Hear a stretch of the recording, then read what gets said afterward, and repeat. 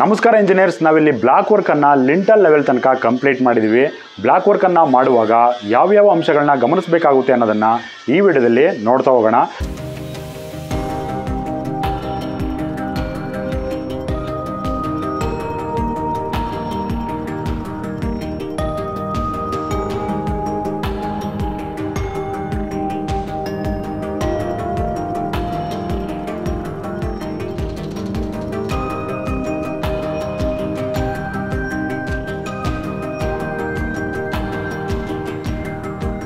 ನೀವು ಅನ್ಕೋಬೋದು ಅದೇನು ದೊಡ್ಡ ಮಹಾ ಕೆಲಸ ಬಿಡ ಮರೆಯ, ನಾರ್ಮಲ್ ಆಗಿ ಇಟ್ಕೆ ಇಡ್ತಾರೆ, ಆಮೇಲೆ ಗಾರೆ ಹಾಕ್ತಾರೆ, ಆಮೇಲೆ ಮಟ್ಕೋಲು ಮತ್ತೆ ತೂಕುದ್ಕೊಂಡು ಯೂಸ್ ಮಾಡಿ ಗಾರೆ ಮೇಸ್ತ್ರಿ ಕಟ್ತಾರೆ ಅಂತ. ಹಾಗಾದ್ರೆ ಇಂಜಿನಿಯರ್ಸ್ ಯಾವ್ಯಾವ ಅಂಶಗಳನ್ನ ಗಮನಿಸಬೇಕಾಗುತ್ತೆ ಅನ್ನೋದನ್ನ ಈ ವಿಡಿಯೋದಲ್ಲಿ ನೋಡ್ತಾ ಹೋಗೋಣ. First point is required blocks available at site. ನಾವು ಬ್ಲಾಕ್ ವರ್ಕ್ ಅನ್ನ ಮಾಡ್ತಾ ಇದೀವಿ ಅಂತ ಹೇಳಿದ್ರೆ ಮೊದಲೇ ನಾವು ಎಷ್ಟು ಬ್ಲಾಕ್ಸ್ಗಳು ಬೇಕಾಗುತ್ತೆ ಅನ್ನೋದನ್ನ ಕ್ಯಾಲ್ಕುಲೇಟ್ ಮಾಡಬೇಕಾಗುತ್ತೆ. ಅದರ ಪ್ರಕಾರ ಬ್ಲಾಕ್ಸ್ಗಳನ್ನ ನಾವು ತರಿಸಬೇಕು. ನೆಕ್ಸ್ಟ್ ಸಿಮೆಂಟ್ ಅವೈಲೇಬಲ್ ಇದೆಯಾ ಅನ್ನೋದನ್ನು ಕೂಡ ಚೆಕ್ ಮಾಡ್ಕೋಬೇಕು. ನೋಡಿ 43 ಗ್ರೇಡ್ ಸಿಮೆಂಟ್ ಅನ್ನು ನಾವು ಬ್ಲಾಕ್ ವರ್ಕ್ ಮಾಡೋದಕ್ಕೆ ಯೂಸ್ ಮಾಡಬಹುದು. M sand available at site. ನೋಡಿ ಬ್ಲಾಕ್ ವರ್ಕ್ ಅನ್ನ ಮಾಡೋದಕ್ಕೆ ಎಂ ಸ್ಯಾಂಡ್ ಅನ್ನು ನಾವು ಯೂಸ್ ಮಾಡ್ತೀವಿ, ಅದು ಕೂಡ ಅವೈಲೇಬಲ್ ಇದೆಯಾ ಅಲ್ವಾ ಅನ್ನೋದನ್ನ ಚೆಕ್ ಮಾಡ್ಕೋಬೇಕು. ಇದೆಲ್ಲ ಕಾಮನ್ ಪಾಯಿಂಟ್ಸ್ಗಳು, ಆದರೆ ನಾವು ನೋಟ್ ಮಾಡ್ಕೊಳ್ಳೋದ್ರಿಂದ ನಾವು ಯಾವ ಪಾಯಿಂಟ್ಸ್ಗಳನ್ನು ಕೂಡ ಮರ್ತ್ಕೊಳ್ಳಲ್ಲ. Next it's ground floor plan hard copy available at site. ನೋಡಿ ನಾವು ಬ್ಲಾಕ್ ವರ್ಕ್ ಅನ್ನ ಮಾಡ್ತಾ ಇದೀವಿ ಅಂತ ಹೇಳಿದ್ರೆ ಪ್ಲಾನ್ ಪ್ರಕಾರ ಮಾಡಬೇಕಾಗುತ್ತೆ. ಸೊ ಆ ಪ್ಲಾನ್ ನಮ್ಮ ಸೈಟಲ್ಲಿ ಅವೈಲೇಬಲ್ ಇದೆಯಾ ಇಲ್ವಾ ಅನ್ನೋದನ್ನು ಕೂಡ ಚೆಕ್ ಮಾಡ್ಕೋಬೇಕು. ಅದಾದ್ಮೇಲೆ is hacking done in column area. Hacking ಅನ್ನು ಕೂಡ ಕಾಲಮ್ ಏರಿಯಾಗಳಲ್ಲಿ ಮಾಡಬೇಕಾಗುತ್ತೆ.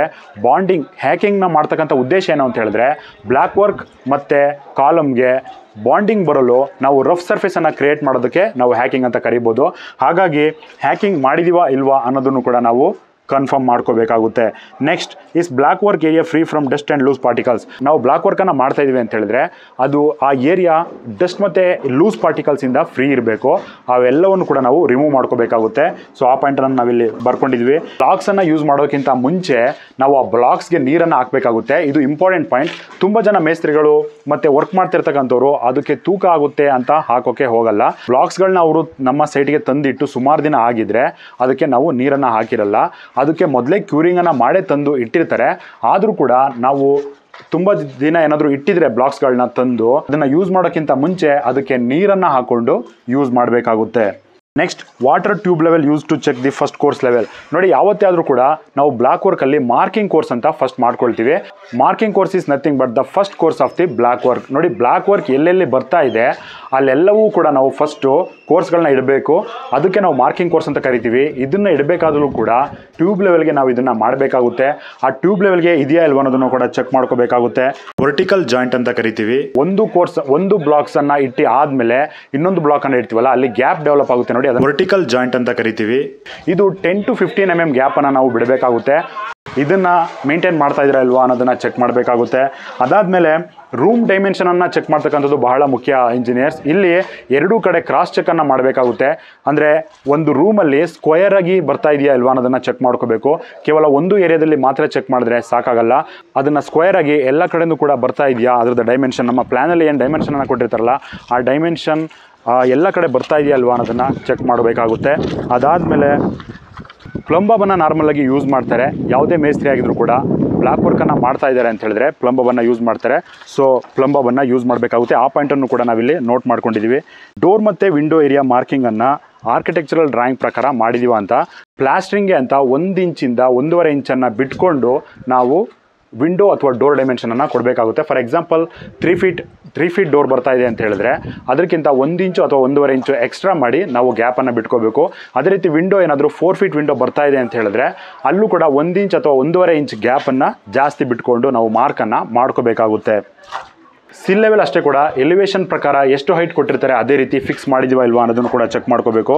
ನಂತರ ಬ್ಲಾಕ್ ವರ್ಕ್ನ ನಾವು ಲಿಂಟಲ್ ಲೆವೆಲ್ ತನಕ ಮಾಡಿದ್ದೀವಿ ಅಂತ ಹೇಳಿದ್ವಿ ಇಂಜಿನಿಯರ್ಸ್. ಇದು 7 feet 2 inch ತನಕ ನಾವು ಮಾಡ್ಕೋಬಹುದು.